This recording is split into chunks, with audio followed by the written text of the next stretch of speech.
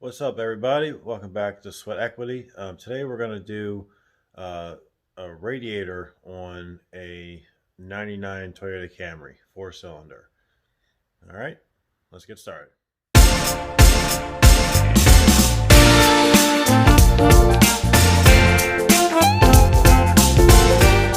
First thing I'm going to do is, only on a cold engine, go ahead and take off the cap, put a drain pan under the radiator. Okay, it's right here, pretty much right underneath of the driver's side fan. This coolant's only about 2 years old, so I'm just gonna go ahead and drain it. Oh, that's a really weird sound. That's crazy. The coolant is literally making that noise. That's the weirdest thing ever.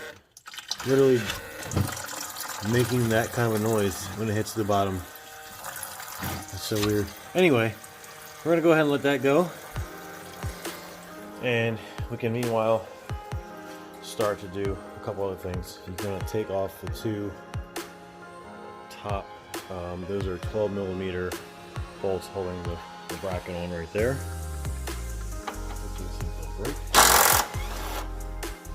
Give me my bolt back. Damn it.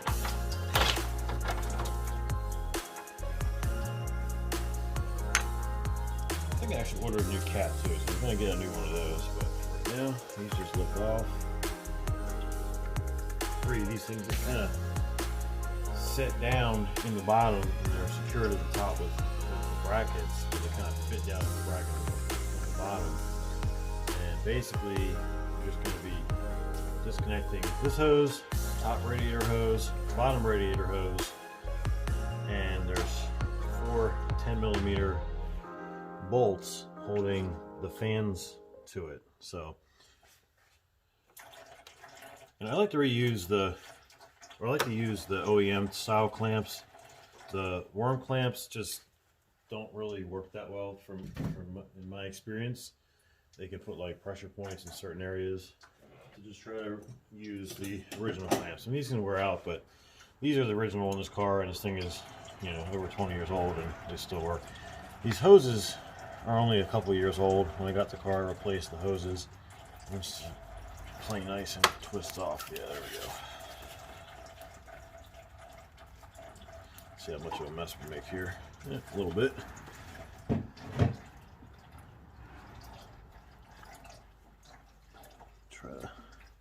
There's just a little residual in that hose, but it's cold right now, so it's a little bit stiff, but it's still pretty pliable. I'm just gonna try to tuck this over there like that. Just kind of tuck that hose out of the way a little bit there. If your hose doesn't want to come off, they do actually make tools that will break the seal on the hose. It's just kind of like looks like a large pick.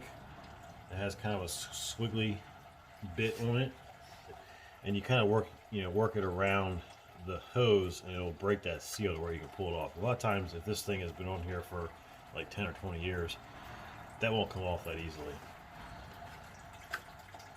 The reason why I'm replacing this is not because it's leaking, but this car runs warm.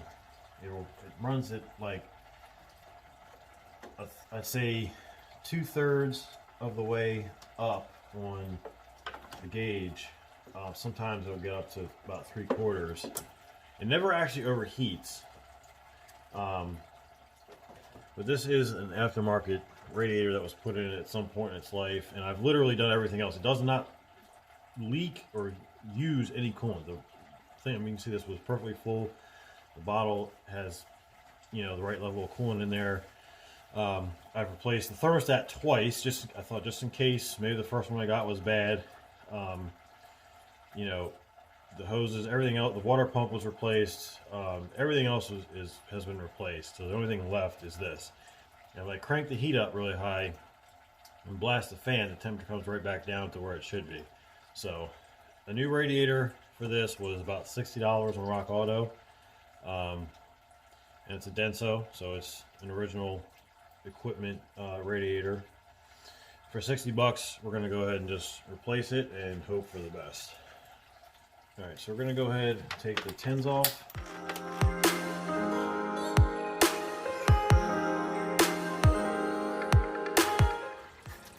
The connectors. Pull them up out of the tabs at the bottom. These, you can see that little round thing right there. That's one of the tabs. You lift the fan up out of that and just kind of move it back. I think we might just be able to get away with doing that without unplugging them or taking them all the way off. Just kind of pick them up and move them out of the way. You have, actually, there's a connector on either side. So there's the connector for this fan, and then the connector for this fan is right here. So basically the radiator is free except for the bottom hose and the transmission cooler lines, which I will see if we can get underneath and get that. But we're going to go ahead and let this thing continue to drain for a few minutes, and then we'll come back. And just a little trick for you guys. If you order from Rock Auto, they have several different warehouses where things will get shipped from. And if you're already ordering a bunch of stuff, you might need stuff for another car. Got to do it all at one time. Like, I was already ordering parts for Sienna. I'm already doing a radiator on that. By doing that, they probably have all the radiators in the same warehouse. So I was able to get this thing shipped pretty much for free for me. I was able to get the radiator for $60, and it's a Denso first time fit, as they call it.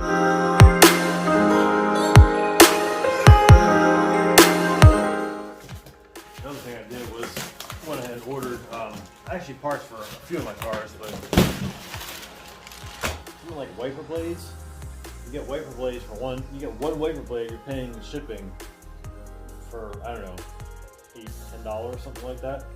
The wiper blades are like $5 a piece. They have some for like $1, but you get a decent wiper blade, it's probably like $5 a piece.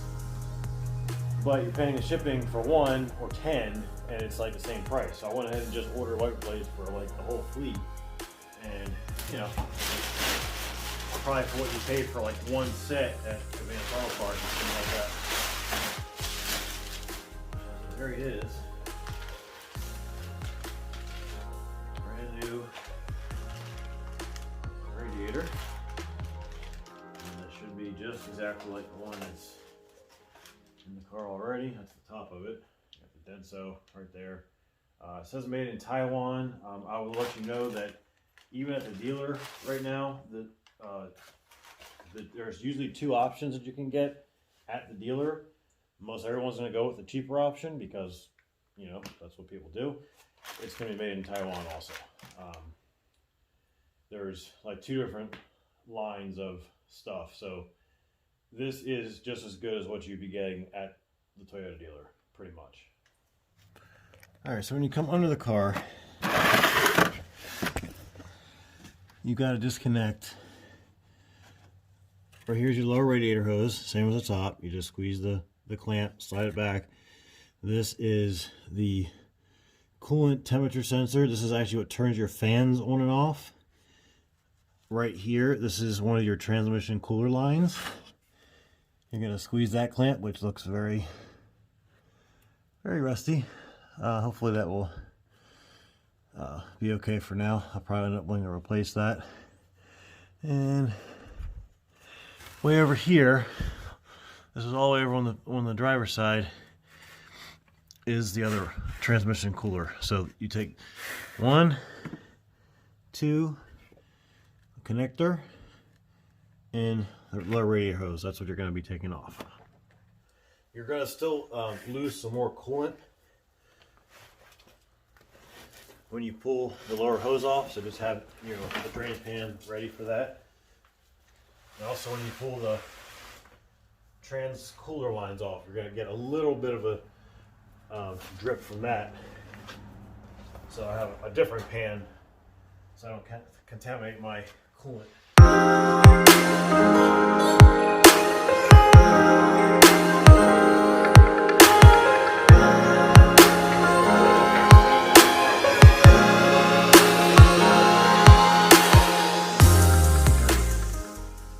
of it, so I'm not really too worried, but we should put jacks in the car. Or put it up on ramps or something like that. You might be better off grabbing those from the top. Try to twist it to break it free. Okay, actually there wasn't any more that came out. On a lot of the newer cars, there still is a lot of coolant in there, so I guess in this car, you don't have to worry.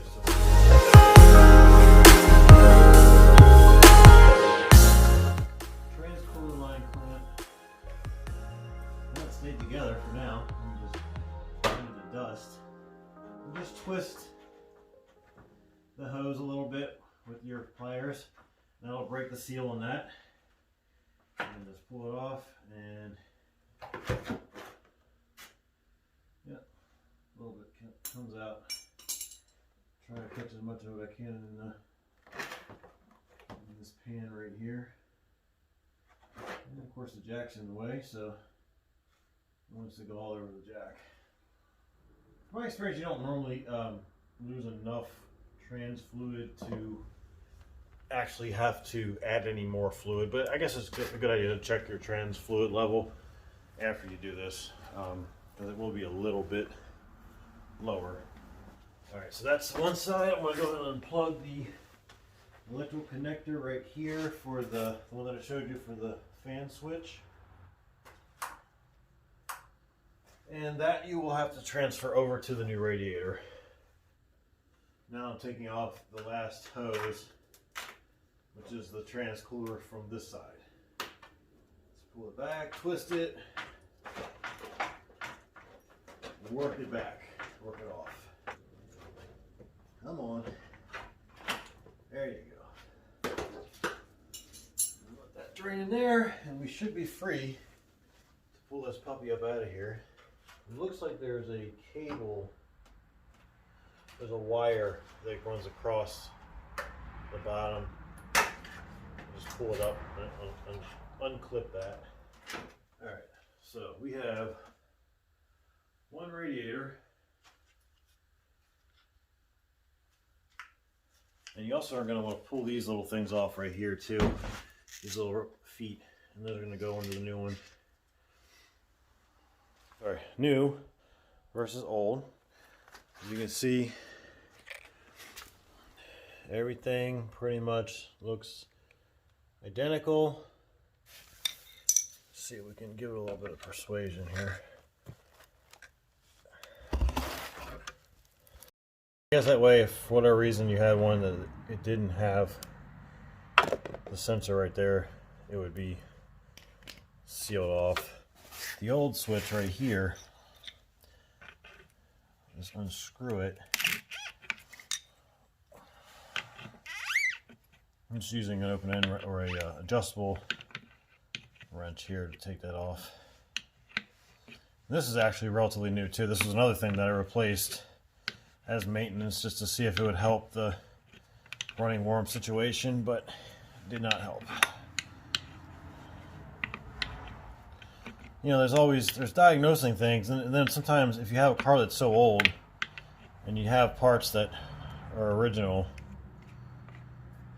and it's like, you know, less, I mean, like this was probably like $20, and this was also from Rock Auto. I actually bought one from Amazon first, and it lasted a month, and then basically the fans were just running all the time. So it failed with the fans running all the time, which is better than the fans not running at all. But I ended up spending like another $10 and got a good one, which I should have done in the first place. And we're going to just go ahead. This has an O-ring here that will seal it, so you don't have to worry about putting any kind of like sealant around the threads on that. Just put that in there, snug it down by hand, and you're screwing this into plastic, so it just needs just a little bit. I'm just gonna give it a little snug like that. That's it, because the O-ring is going to do the sealing. It doesn't really matter. Like this probably would seal even if it wasn't fully tight, because that O-ring is going to go in that cavity and seal it. So you just need to snug it so it doesn't come out. That's in, and Basically, this new radiator is ready to go in the car. Slide the little feet on the bottom, right down here like that, either side. If they don't stay, you can just put them in the car first. That's probably what we're going to end up having to do, or it's going to fall right off. And then you're just going to pull the little stoppers off of your two transcooler lines, and that's pretty much it. The little feet go right in these places right here. There's just a little place for them. So I'm just going to set them down in either one of those. Slide the new one down in there. Move around all your obstacles here. Of course, be very careful because it is just pretty fragile. This is really an easy radiator to do. If this is the first time you're doing one, this is about as easy as it gets. The one I'm going to be doing soon on the 2008 Sienna is a lot more difficult. And you just want to get the feet, there we go, they just fit right down in those little feet. We'll just put in the rubber feet. Slide all your hoses back on. So there's the fan assembly right there. One of the fans. Just the one connector. Just pulling those little rubber stoppers off of the transcooler fittings. Alright, so I'm going to mount the fans back up so they're kind of out of my way. Yeah, so the little tabs go down and they're going to fit in. I think I showed you before where they fit in. It's actually part of the radiator where they'll slide into it. Put your 10 mils back on the top. Make sure you plug your fans back in. Seems pretty simple, but I've seen it many times. People forget to do that. The car ends up coming back overheating. A lot of people don't realize it, but the fans on your car, the radiator fans, are only for like extreme situations. When you're driving down the highway, you have air blowing through the front end of the car, and that's keeping it cool. You only need the fans when you're sitting still and there's no otherwise any kind of airflow. And it's kind of like a last ditch effort to make sure the car doesn't overheat. Tighten those down, just snug them, but dealing with plastic here, so just till you feel some resistance and just go like a little bit further. And we've got our two brackets that hold it on the top. And these are screwed into metal, so you can just kind of give it a little couple ugga-duggas there and you should be good to go. Put your top hose back on. Make sure you wait until you get the fans back in before you put this on, because otherwise you're going to have to take it back off again. I've done this many times, but you may be a lot smarter than me and never not do something that's stupid. I don't know. Just kind of walk it back, clamp back up to where it should be. And I usually try to put it back to where it was exactly, like you kind of see the marks. Some people might disagree with that. I don't know. I just tend to put it back pretty much where it was. I was happy there. So that's on. We're going to go ahead and put the couple hoses back on the bottom. Plug the fan switch back in. Make sure you put your clamp back on the lower radiator hose. Make sure the hose is pushed all the way up on. You want to make sure all your hoses are pushed all the way up where they were. I don't know, it seems like it wants to get that tight. I have to put another clamp on that one. And then clip that wire back in that we took off. It runs, that's actually to the fan switch. There's a little place that it clips in. And then you put your other transcooler hose on this side and slide the clamp up. Alright, so everything is on.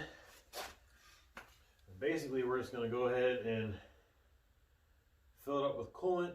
They do make some spill-free funnels that you can put in that have like a little reservoir up top. I don't have one of those at home, so I'm just gonna have to kind of wing it with a regular funnel and probably make a little bit of a mess. But they're only about 20 bucks on Amazon, so it's not a bad thing to have. It just makes bleeding the air out of the cooling system a lot easier. Alright, so we got the car running. I went ahead and just filled up the radiator with coolant and got this funnel kind of wedged in there. You know, it fits pretty snugly. It's like a hard freight funnel. So you can see it, you know, got a little extra in there. And you just want to kind of lightly squeeze the hose just to kind of work those air bubbles out. You just want to let it run and just kind of keep, once the thermostat opens up, it's going to go down, and you can just, you know, top it off. So this way, if you don't have the spill-free funnel, you can kind of do it this way. You might make a little bit of a mess. I have a pan right under, right down there, right below where it gets spilled over. See it kind of bubbling now.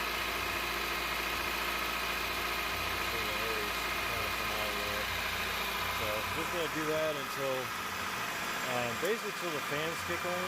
Once your cooling fans have kicked on, you pretty much let it. You also want to have your heat turned on, and I normally have the fan on like low and have it all the way on full hot. That way you're running it through the heater core as well, and you get everything flowing. And when you have heat, you also kind of know that you're pretty well bled out too. So it's just gurgling away there, and you can hear the engine speeds coming down, so it's starting to get a little bit of temperature in it. So that means the thermostat's probably opened up. So basically that's it, guys. Really appreciate you watching. Just kind of a quick video on doing a radiator on a 97 to 2001 Toyota Camry. All right.